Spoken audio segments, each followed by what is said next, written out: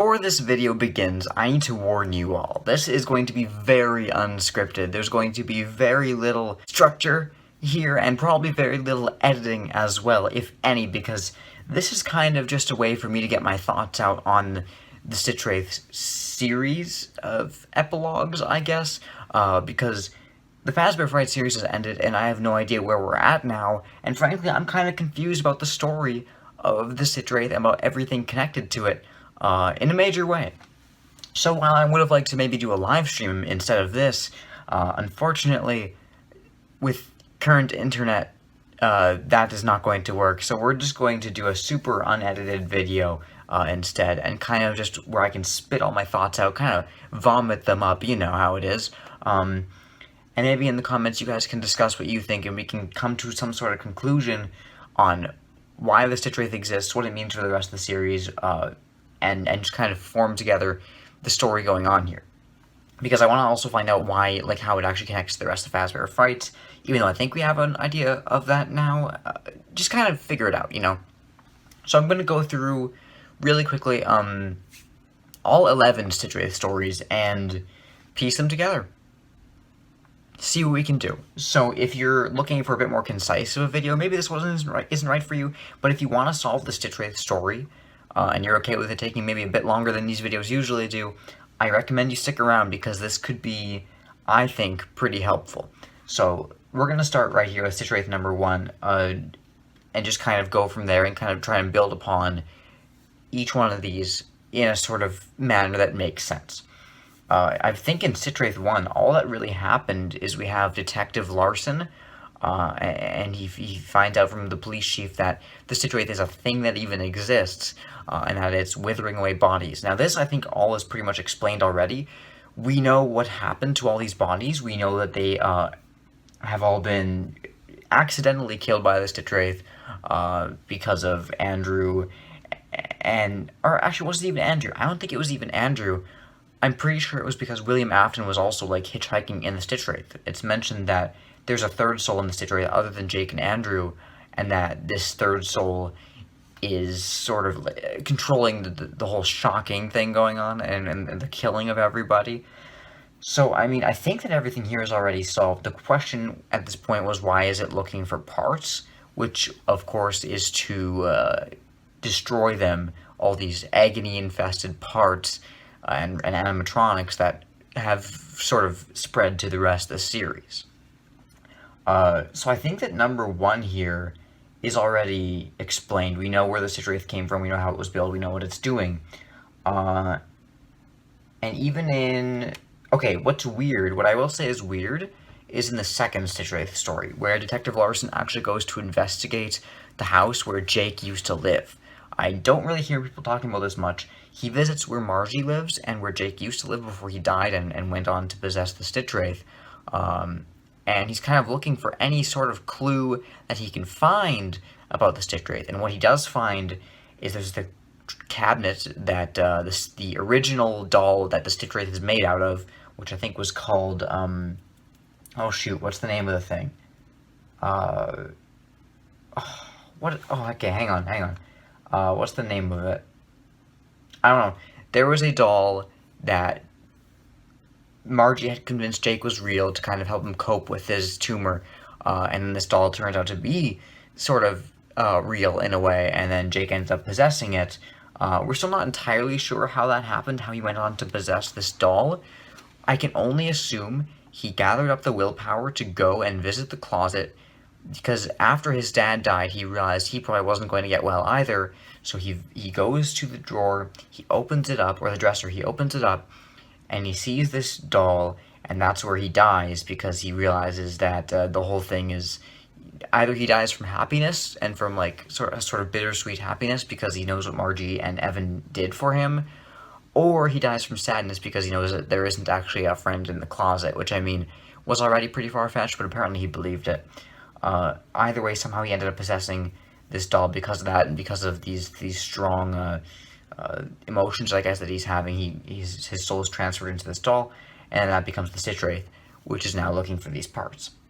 I think the only part of this that doesn't really make sense is how now, I'm assuming years later, when Larson visits this house, and Margie shows him the cabinet, it's full of, like, scribblings and stuff for some reason. I'm not entirely sure why that is. I think it's possibly that Margie's gone insane, but it doesn't seem like it. She just seems sad.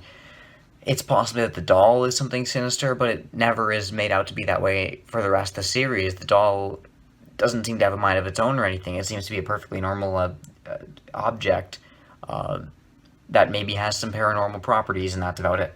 So the one thing I can't figure out so far here is why this cabinet is full of, like, scribbles of random drawings and stuff.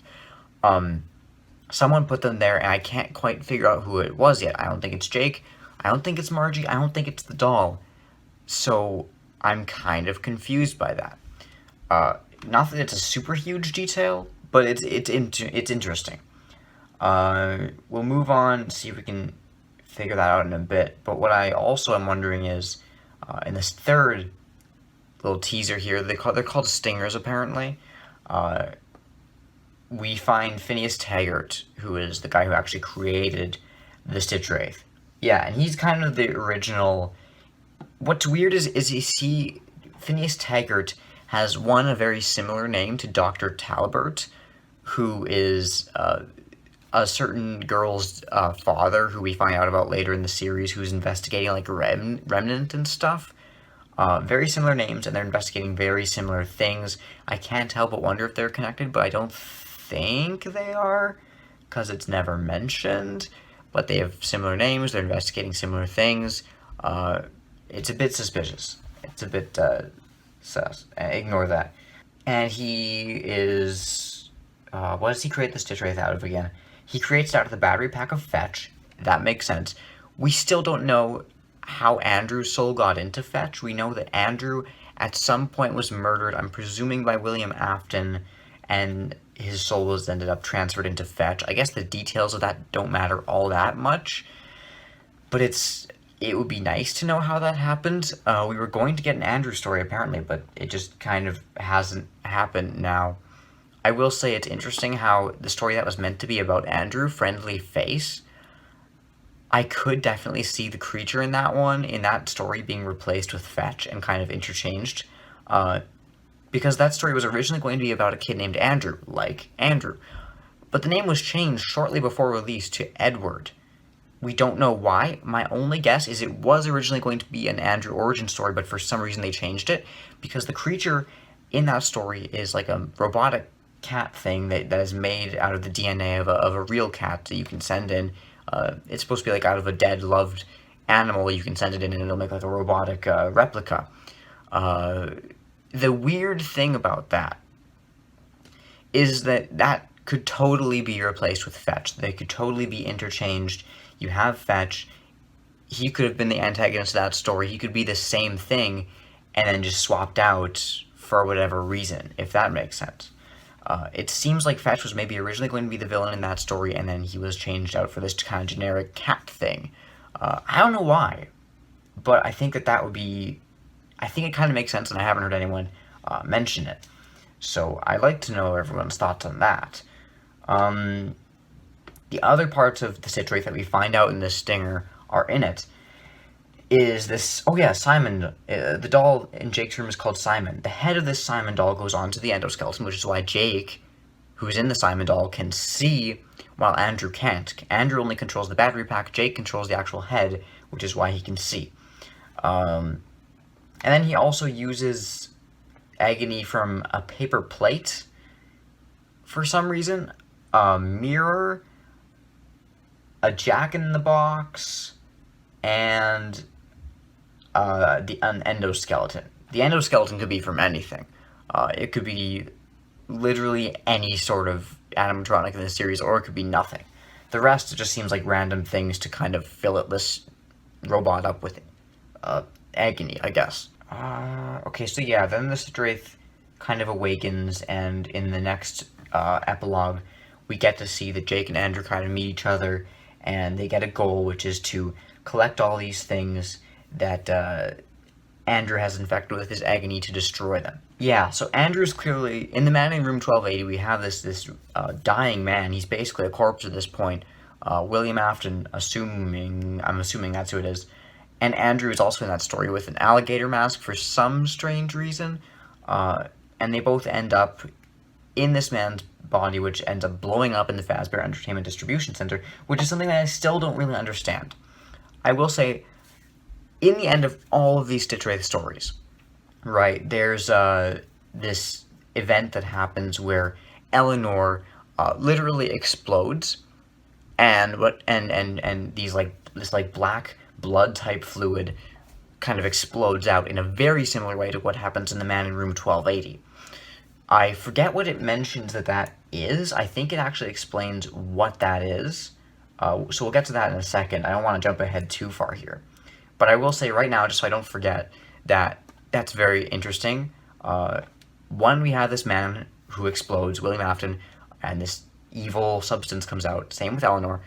And even in the very first story in the series, Into the Pit, on the cover of that book, you can see there's like a little black, like almost tear of, I'm assuming, the same substance. And I think it even shows up other times in the series. It's something that we'll have to kind of figure out what it is.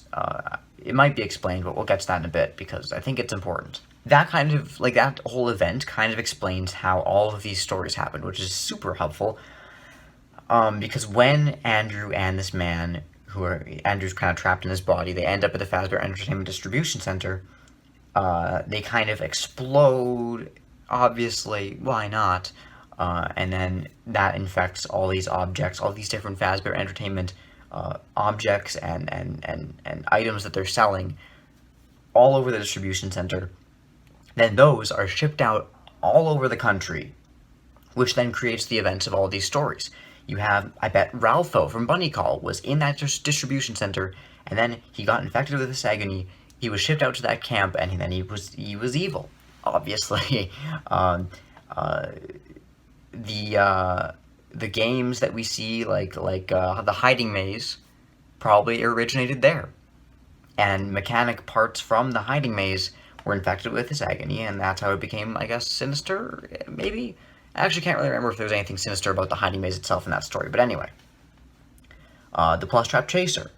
I can't think of any other villains right now for some reason. The only thing this really doesn't explain is Fazgoo, and even that, I'm sure there could be an explanation for that here too.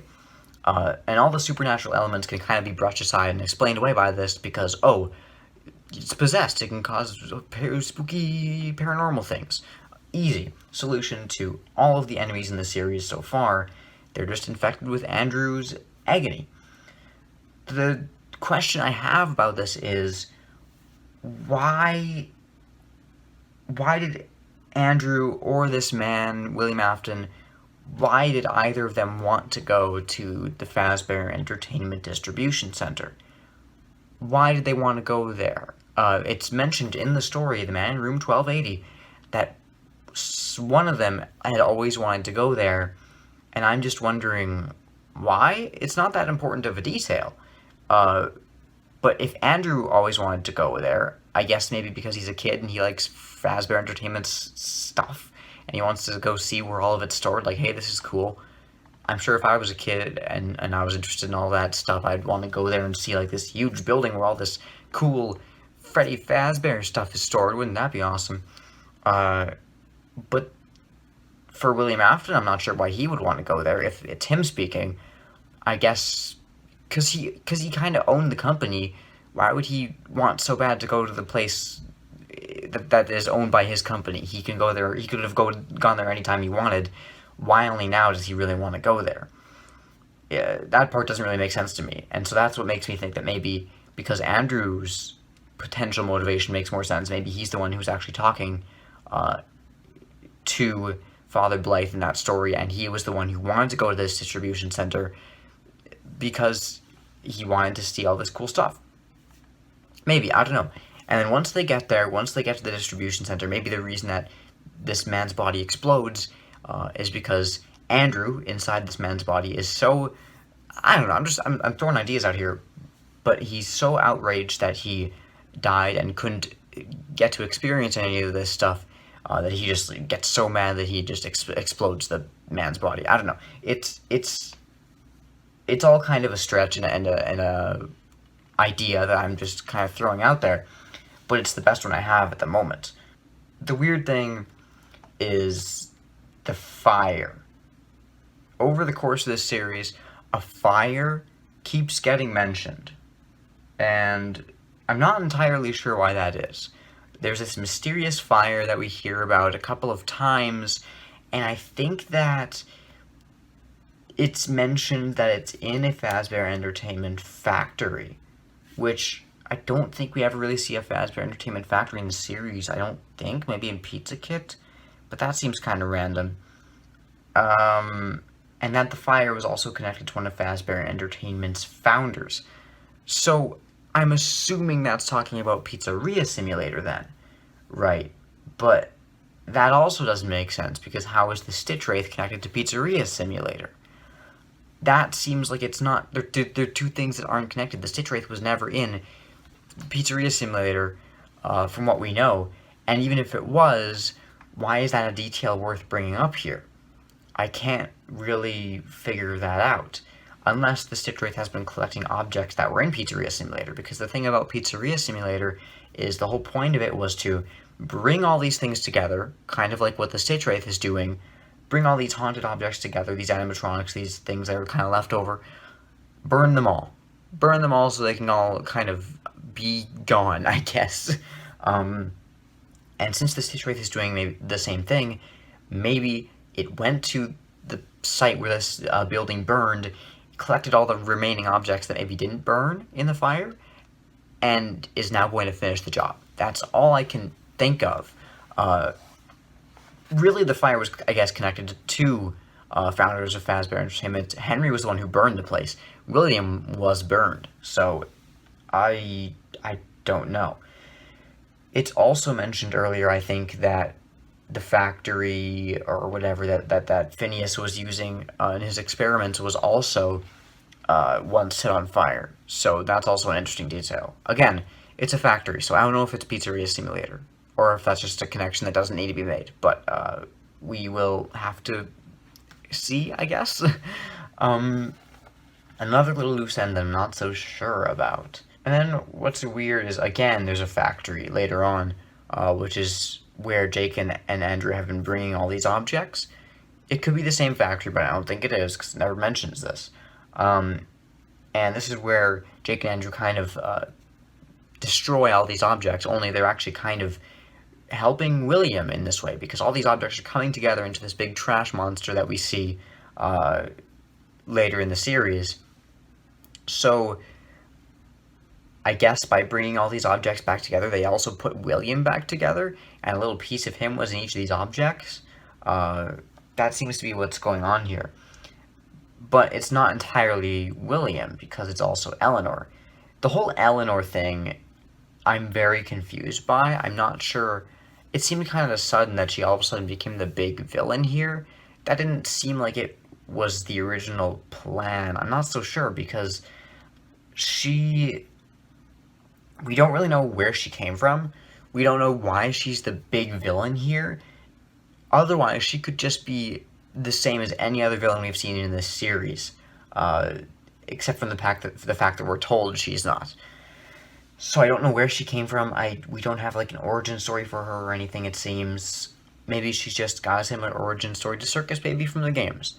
The puppet also comes back for a brief moment to take out Afton, which seemed kind of pointless, because then it leaves right away. After it does that, it's just gone. So that seems kind of pointless, but I guess that happened. And this is kind of our first glimpse of Eleanor Sims to be beautiful. So after Larson is stabbed by Afton's amalgamation, this big creature that Afton sort of kind of controls, he starts having visions of different places and different times from different people, which is actually really interesting, because what this means is the different events that happen in this series and the bad things that happen to our protagonists seem to get the agony from those incidents seems to go into these objects and stick there. which we've known for a while. But what's interesting is, when Larson is stabbed by this creature, this giant trash creature that's made from all these different objects, from all the different stories in this series, he starts having the memories that these objects hold are now in him, it seems, in some way. And now he's seeing in his mind the memories that these people and that all the protagonists we've seen in the story have. The one that he sees the most, for some reason, is the ball pit from Into the Pit, and I don't know why. I don't know why the ball pit is such a huge element in this story like Eleanor is. That seems so strange to me. I know it gets a bit more detail later on, but I'm not sure. It still isn't enough to really convince me of what it's for. Okay, so one thing that's really odd is in Stitchwraith story number 8 from Gumdrop Angel. When Jake he finds this girl who seems to be unconscious, and he rescues her from who he believes to be drug dealers, and they're hiding in this shed. He hears something crawling outside the shed, trying to get inside. Seeing as Eleanor is inside the shed, I don't know what this thing outside was, and I don't think we ever find out. At this point, all the big mysteries have kind of been revealed, and the rest of the epilogues are kind of figuring out how it's connected to past stories. In this epilogue, I can't figure out what this thing crawling outside is. My only theory is the girl that Jake is protecting is this girl. It is a normal girl that he's saving. It's not Eleanor. And the thing outside is Eleanor. And in the next epilogue, it mentions that Jake has to go outside and I think get food or something. Something like that. He has to go outside and yeah, it says he returns with food here. Jake leaves it at a certain point. He comes back with food. He does this a couple times. I think during that time, since it's such an interesting little detail, the thing outside, which I'm assuming is Eleanor, and the girl inside, which I'm assuming is normal, are replaced. Because if Eleanor has always kind of been obsessed with fitting in and like hiding among other people. She's kind of the imposter. And I think, as she's done many times before in the series, and as she will do one final time later on, I think she replaced this girl.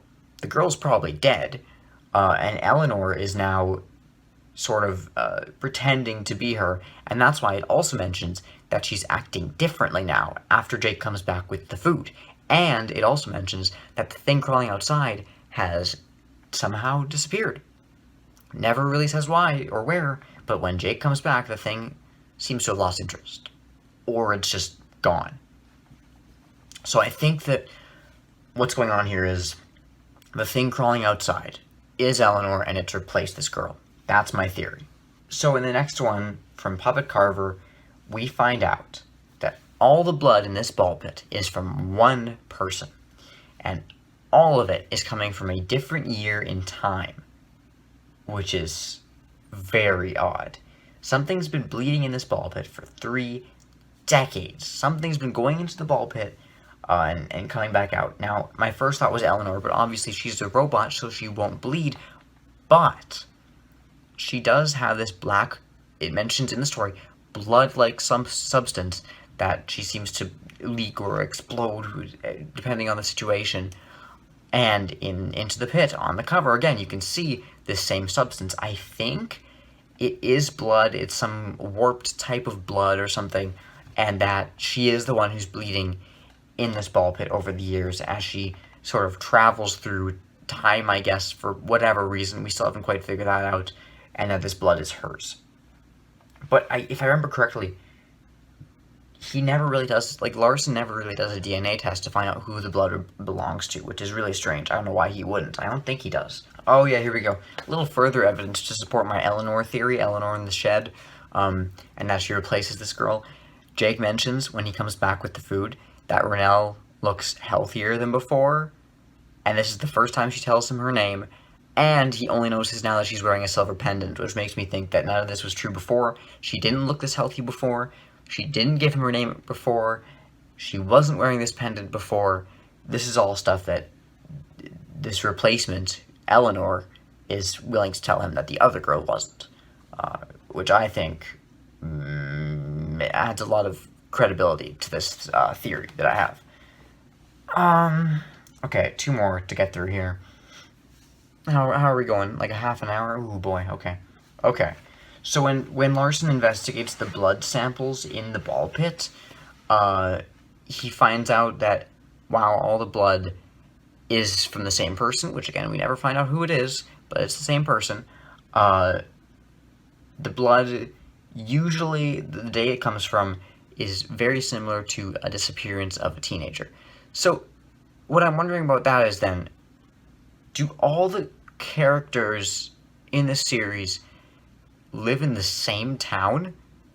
Because you can pick a teenager that's gone missing from anywhere in the world. I'm sure it happens every day, sadly. You can find one any day. A teenager goes missing somewhere. But if you're looking at a specific town, that does become really strange. Teenager's gone missing this day, there's blood in the ball pit this day. In a small town, that's really weird. In the whole world, sure, that could happen. That could be a coincidence. So that makes me think that all these stories take place in a very close area. 1 or 2 or 3 towns together. Because otherwise, it doesn't make a lot of sense. And I think that the idea of all these stories taking place in a similar area, I think, would be kind of interesting. A very interesting idea. The towns mentioned in these stories are different occasionally, but a lot of them do have similar descriptions, which maybe they do take place in the same town. Who knows? And yeah, the disappearances of these teenagers are also, they also coincide with an animatronic with the female body, clown makeup, and a pale face. So yeah, I think Eleanor is the one who's bleeding in this ball pit, bleeding this, like, black evil blood, I suppose. Oh! I didn't realize this. Taggart and Talbot do know each other. They do. It mentions here that when Rennell gets home, there's a photo in her dad's house, or her dad's house, of him and Dr. Taggart. So there we go. It's confirmed that they know each other. Not only do they have similar names and study similar things, they are confirmed to know each other. And okay, that's really interesting. Okay, and then what happens here is Eleanor changes her form to match a girl in another photo on the wall, because she doesn't actually look like the girl on the wall. So what I think happened there is, I think that she was this guy's daughter, potentially, and she's just her appearance was different, and she forgot what she looked like or whatever, but now she's mimicking it, and the appearance she has now was of that drug dealer girl, obviously, so she had to change her appearance to this girl. Or it's actually not, this man isn't actually her father. Oh wait, no, because it is mentioned later on that this man wasn't her father. Yeah, because they do actually find the real girl who was his daughter later on. So she actually is not this guy's daughter. Okay, never mind, forget I said anything. She's just trying to mimic the appearance of the person who was his daughter. Then what I'm wondering is how she even knows of this guy's existence. How does she know that this guy who's like this expert on Remnant exists? He seems to be a fairly low profile guy. I don't know how she knows about him or knows that he'll help her. Kind of confusing, but I guess she just does know who he is. And then here it's kind of revealed that Eleanor is kind of behind all these stories, which is something that I'm still kind of confused by. I guess she sort of feeds off of the agony of these people, which I suppose makes sense, and she needs that to survive, or she needs that because she just likes hurting people, and all these stories are because of that, because of this need to live, which she gets from hurting people, or she just enjoys it. Either way, she's the one who's kind of behind all these stories, and now she wants to, I guess, get Remnant so that isn't the case. I think that the way maybe it works is agony is sort of a temporary form of Remnant.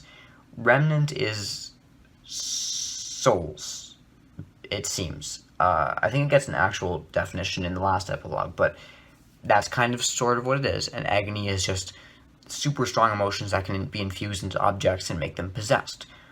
So I think while agony can possess things temporarily, and it kind of maybe fades over time, remnant is permanent, which is why animatronics can be possessed for years, decades. And Eleanor needs that to stay alive, and so that she won't have to like constantly feed off of this agony that she's been doing. I think maybe that's what's going on here, and that's how the system works. It's still not perfectly defined, is it? Here we go. Black tendrils made out of blood shoot out of her mouth and wrap around Larson's face. Is it ever explained what those are? I'm assuming it's like the physical embodiment of agony or something. If you have enough of it, then it becomes physical, which is also why the creature, Spring Bonnie from the ball pit, also had this. Unless he was just the same as Eleanor, unless he's the same creature as Eleanor, which is always a possibility. And that's also why the man in room 1280 had it. He's killed so many people, he's William Afton, he's killed so many people, he's going to have a lot of agony in him, and so obviously he's going to have a lot of this black blood-like substance, whatever it is, which I'm assuming is just physical agony. I think that's what it is. Oh yeah, it's mentioned right here. Eleanor replaced the homeless girl that he found in the shed. I don't know if everyone else caught on to this, and I just didn't, but it's right here.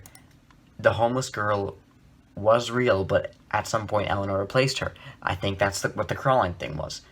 Am I the only one who doesn't get this stuff and now is just realizing that it is explained? There's just so much information, it's hard to absorb all of it. Oh, interesting.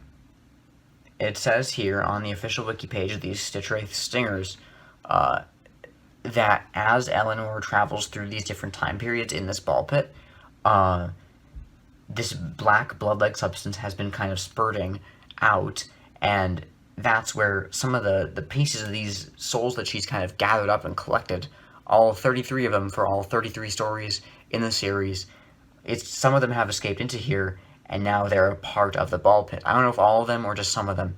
This is where they are now.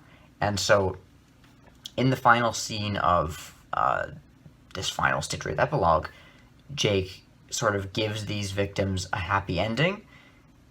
I was a bit confused by the scene with Millie at first, because it seemed like she got a happy ending, and like Jake kind of went back in time to the ball pit and like gave her a happy ending. That does not seem to be the case. If she's in the blood that was in Eleanor, she died, but now he's kind of going into this memory, and he's giving her a happy ending anyway, and helping her be at peace anyway. That actually makes a lot of sense. He isn't actually going back, because I was confused about it, and I didn't think this was the case, but I wondered if maybe he was going back in time to save these people. Not what happens, he just gives them happy endings after their deaths have already happened.